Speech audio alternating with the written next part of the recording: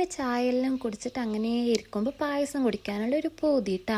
അപ്പോൾ ഉമ്മാനോട് പറഞ്ഞത് ഉമ്മ എന്താക്കി ഇവിടെ അടുത്തുള്ള കടയിൽ പോയിട്ട് പായസത്തിനുള്ള സാധനങ്ങളെല്ലാം വാങ്ങിക്കൊടുന്ന് എന്നിട്ട് പായസം ഉണ്ടാക്കാൻ വേണ്ടിയിട്ട് തുടങ്ങിയിട്ടാ. സന്തോഷം വന്നാ മധുരം കഴിക്കണം എന്നാണല്ലോ. അത് ഇനിയിപ്പം ഞാനായിട്ട് തിരുത്താനൊന്നും പോകുന്നില്ല, എങ്കിലും പൂതി വന്നാലും മധുരം കഴിക്കാടാ അല്ലേ. അപ്പൊ ഉമ്മ ഇതാ പായസം ഉണ്ടാക്കാൻ വേണ്ടിയിട്ട് സ്റ്റാർട്ടാക്കിനട്ടാ. അപ്പൊ എളുപ്പത്തിൽ എങ്ങനെ പായസം ഉണ്ടാക്കണേന്ന് ഒന്ന് പെട്ടെന്ന് ഞാൻ പറഞ്ഞിട്ട് പോകാം. അപ്പം ഇതാ ഒരു ചട്ടി എടുത്തിട്ട് ഗ്യാസിലേക്ക് വെച്ചീനട്ടാ.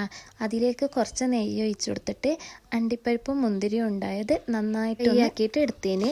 എന്നിട്ട് അതേ എണ്ണയിൽ തന്നെ സേമിയ ഉണ്ടായത് വറുക്കാനിട്ടിട്ടുണ്ടായിനട്ടാ.